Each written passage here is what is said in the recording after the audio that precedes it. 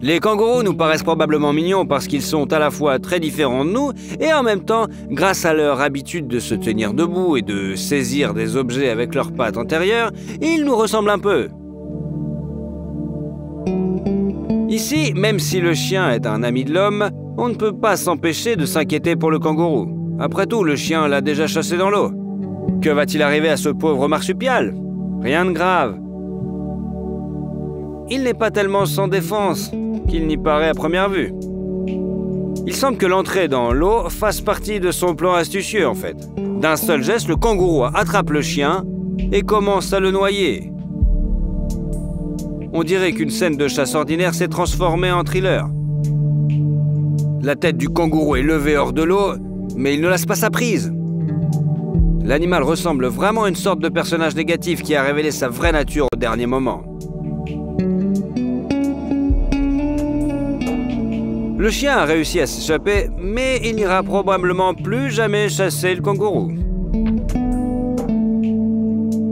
Ce cobra s'attendait probablement à une chasse facile quand il est entré dans le jardin. Eh bien, il n'y a pas de mangouste à proximité, ni d'hommes armés. Donc les poussins et leur mère poule seraient des proies pas faciles. C'est peut-être ce que le serpent croyait, mais il se trompait. La poule avait décidé que cette cour avait besoin d'un nouveau héros. Certains d'entre eux ne portent pas de cape. Elles gloussent et s'agitent. Mais au bon moment, elles sont les premières à attaquer un adversaire dangereux. Cet exploit particulier a été accompli par une poule tout à fait ordinaire, qui n'a même pas essayé d'emmener sa progéniture de la cour. Au lieu de cela, l'oiseau confiant s'est calmement approché du cobra, qui aurait pu arrêter le cœur d'un éléphant adulte avec une seule morsure. Le serpent est déjà choqué par cette insolence. Mais ce n'est qu'un début. Maintenant, la poule va donner au reptile une telle raclée que le cobra oubliera à jamais comment se rendre dans le jardin. L'oiseau ne peut pas résister au venin du serpent, encore faudrait-il réussir à le mordre. La poule est étonnamment agile et ne laisse aucune chance au cobra de lui infliger une morsure mortifère. Le lion et le tigre sont tous les deux une sorte de panthère. Bien que leur structure crânienne et squelettique soient presque identiques, les tigres sont nettement plus grands, d'environ 10 à 15%. C'est comme la différence entre les boxeurs de différentes catégories de poids. Lorsque ces tigres ont décidé que les territoires de l'enclos leur appartenaient sans partage, ils ont été confrontés à une surprise désagréable. Il n'y a qu'un seul lion et 2 tigres. Mais le puissant roi des animaux s'en fiche. Les fauves rayés peuvent être incroyablement forts, mais l'aptitude au combat et le courage se sont avérés être l'atout du lion. Il est vrai qu'à l'état sauvage, les mêmes lions et tigres ne peuvent former de couple. Leur habitat se chevauchait autrefois sur une zone assez vaste en Inde. Aujourd'hui, il n'existe qu'une seule réserve où leurs itinéraires peuvent théoriquement se croiser. Il s'agit du parc national de Gir. Il n'y aura pas d'affection particulière entre eux en raison de leur mode de vie différent et de la concurrence pour la nourriture. Mais comme les tigres préfèrent les broussailles et les lions les plaines, ils ne doivent s'affronter que dans des cas exceptionnels. Par conséquent, ce sont généralement les grands félins vivants en captivité qui se battent. Ici, ils ne se disputent pas la nourriture et partagent un espace plutôt restreint. Les tigres ont une énorme force de frappe et peuvent briser la colonne vertébrale d'un cheval. Bien que la crinière donne aux lions une apparence plus imposante, si on ne compare que la masse musculaire, ils sont inférieurs aux tigres. Pourtant, le prédateur rayé est obligé de se rendre et de marcher à reculons. Il n'aurait pas dû attaquer le lion. C'était une grande erreur de se frotter à un tel adversaire. Quel est le secret de la victoire du roi des animaux? L'habilité au combat? Un lion frappe plus précisément, sa crinière agit comme une armure naturelle et il est plus stable. Un tigre essaie de dominer, il se dresse sur ses pattes arrière et attaque de haut. Tout autre adversaire s'enfuirait en panique. Mais le lion est trop audacieux. Et le fait qu'il conserve au moins 3 points d'appui et qu'il frappe plus souvent d'une patte que de 2 lui permet de déséquilibrer ses adversaires pendant l'attaque, de les faire reculer et même tomber. Qui encourages-tu dans ce combat? Mets-le dans le commentaire. Les aigles sont des rapaces incroyablement résistants, capables de soulever à un bouc des rochers plusieurs fois plus lourds qu'eux, puis de jeter leur proie du haut d'un ravin, et enfin de savourer leur déjeuner. Mais quelque chose a mal tourné ici. Ce bouc s'est avéré être une proie trop dure, et l'aigle est visiblement très surpris. Il ne s'attendait pas à une telle riposte. Ouais, le bouc tombe, mais l'oiseau s'effondre avec lui. Leur lutte à cette hauteur énorme est à couper le souffle. Un peu plus, et même toi, tu as le vertige. Les adversaires tombent encore et encore, mais le bouc ne perd pas l'équilibre. Il se sert maintenant de la gravité comme d'un allié. Le bouc tombe droit sur l'aigle, le plaquant contre le rocher. Ah, on pourrait même entendre un craquement. Mais il faut reconnaître que l'oiseau ne lâche pas prise et tente de continuer à se battre. Une autre erreur. Le bouc se rend compte que son adversaire n'a pas reçu assez de coups. Il rejette donc le rapace, puis s'enfuit en piétinant par-dessus.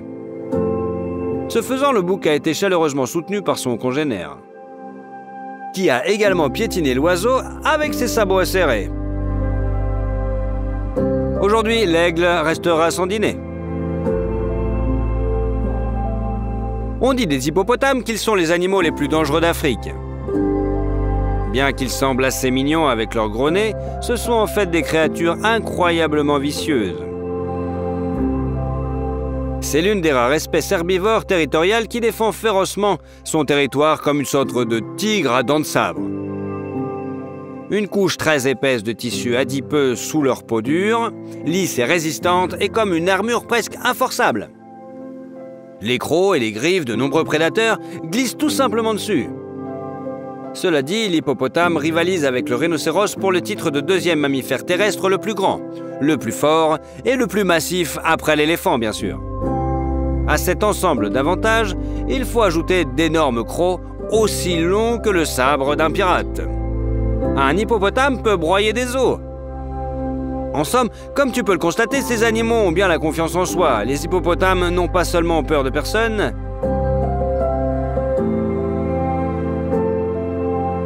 mais aussi ils dictent les règles du jeu sur leur propre territoire. Les hippopotames peuvent attaquer un prédateur simplement parce qu'il les ennuie. L'hippopotame n'a pas peur des combats et semble heureux de montrer son caractère. L'hippopotame se bat de manière très brutale. Il bouscule, tente de piétiner, mais avant tout il mord, écrase avec ses mâchoires et perce avec ses crocs. Il existe de très nombreux cas d'attaque, même sur des bateaux à moteur. L'hippopotame écrase facilement la coque en bois d'un petit bateau. Il peut aussi attaquer inopénément un herbivore, qui n'est certainement pas une menace pour lui. En général, ce mastard se comporte comme un vrai dur à cuire.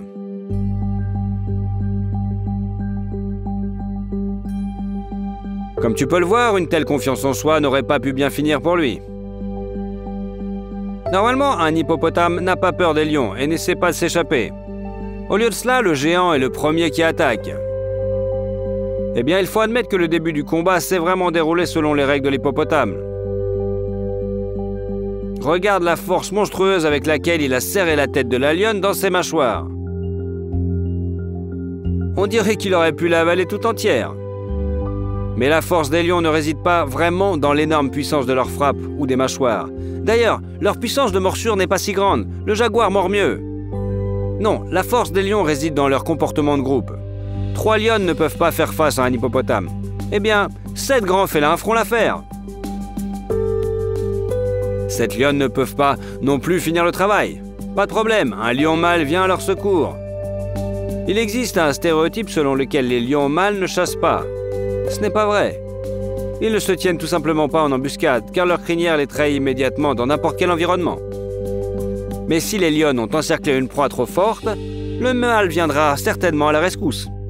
Grâce à un effort concerté, un hippopotame géant et féroce autrefois faisant trembler les habitants de tous les marais environnants est devenu un petit déjeuner copieux pour toute une troupe. serpents dans le monde pour lequel même les pythons géants légendaires et non confirmés sont comme des Pékinois face à un bulldog. Il s'agit du serpent le plus grand et le plus fort de l'histoire de la planète, le Titanoboa. Ce mastodonte vivait il y a environ 60 à 55 millions d'années. Son habitat comprenait les territoires de l'actuelle Colombie, bien qu'il ait pu être beaucoup plus vaste.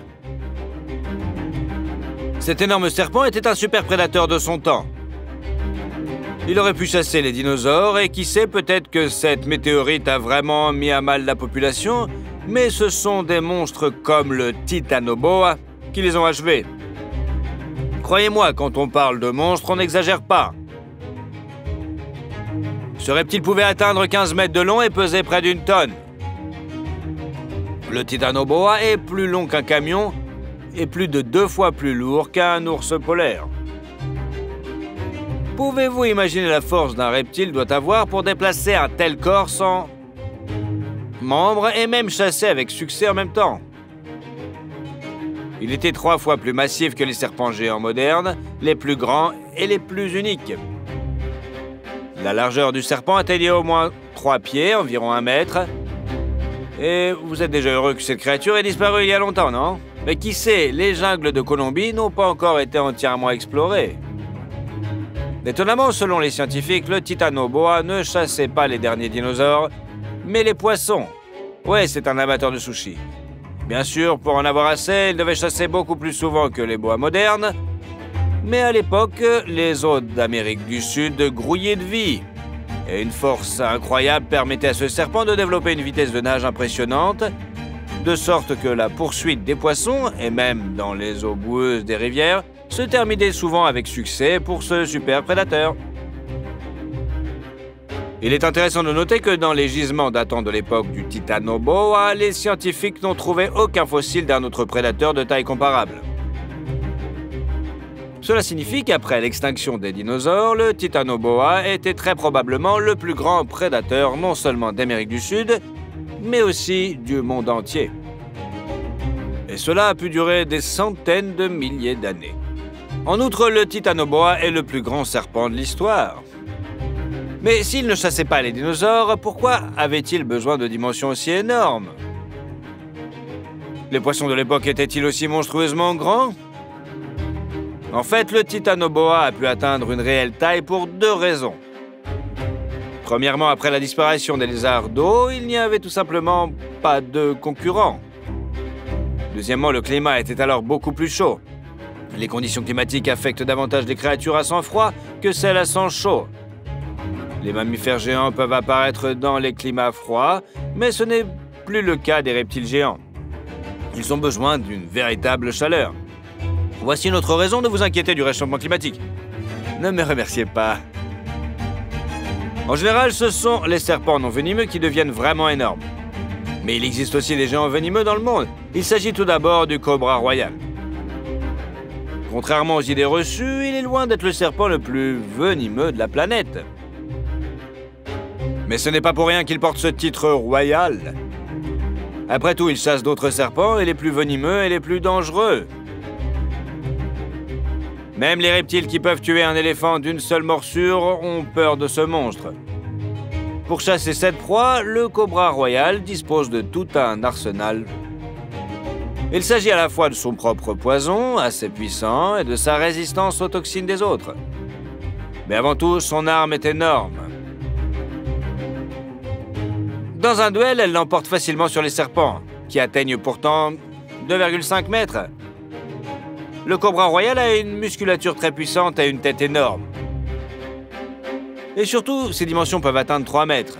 Et il s'agit là d'un indicateur moyen.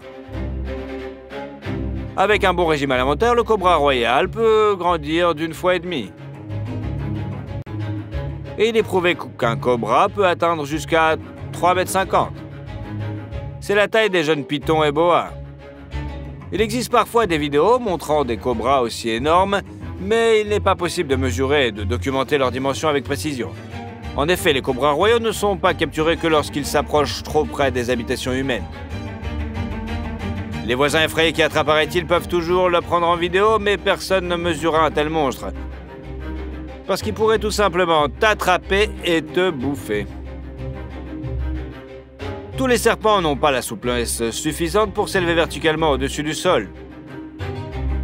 Cette capacité est un trait distinctif du cobra. Ainsi, le cobra royal géant peut s'élever environ à 1,50 m au-dessus du sol lorsqu'il surveille la région. Il peut ainsi dominer un léopard ou un loup et regarder une personne dans les yeux en étant pratiquement à la même hauteur qu'elle. Le cobra royal est si grand et si fort qu'il chasse parfois non seulement les serpents venimeux, mais aussi d'autres serpents géants. Par exemple, il peut se battre avec un python s'il est encore assez jeune. Leur duel est plutôt épique. Le python a l'habitude de former des anneaux d'étranglement autour de ses proies. Le cobra utilise sa masse différemment. Il se bat simplement avec un autre serpent, essaie de le plier sous lui et combine le combat avec des morsures venimeuses. Le python essaie de briser les côtes du cobra ou au moins de l'étrangler. Mais le poison a déjà pénétré dans son corps. Avec une telle différence de taille, il n'a aucune chance. Le cobra royal peut faire face à des serpents beaucoup plus grands. Le mamba noir est un autre serpent venimeux qui peut atteindre la taille d'un python. Le plus grand individu recensé a atteint 4,50 m, mais si le cobra royal utilise sa taille pour combattre sa victime, le mamba noir se montre beaucoup plus effrayant.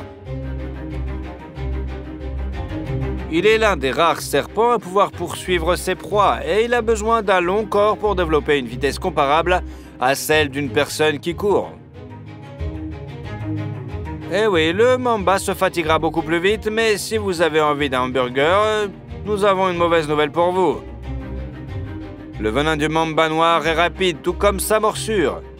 Il se propage très rapidement dans le corps, provoquant un gonflement, une terrible douleur brûlante et parfois une nécrose des tissus.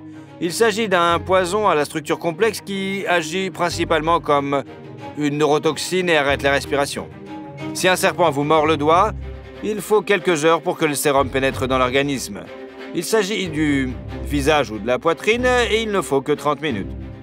Un poison aussi puissant et des dimensions aussi grandes permettent au mamba noir de n'avoir peur de personne, à l'exception du blaireau et de certains prédateurs spécialisés dans la chasse aux serpents venimeux, comme la mangouste ou cet oiseau-là. Et même ces derniers doivent faire tout leur possible pour ne pas se transformer eux-mêmes en repas. Quel est le serpent géant qui vous a le plus frappé? Répondez dans les commentaires et n'oubliez pas de vous abonner. C'était intéressant d'être avec vous.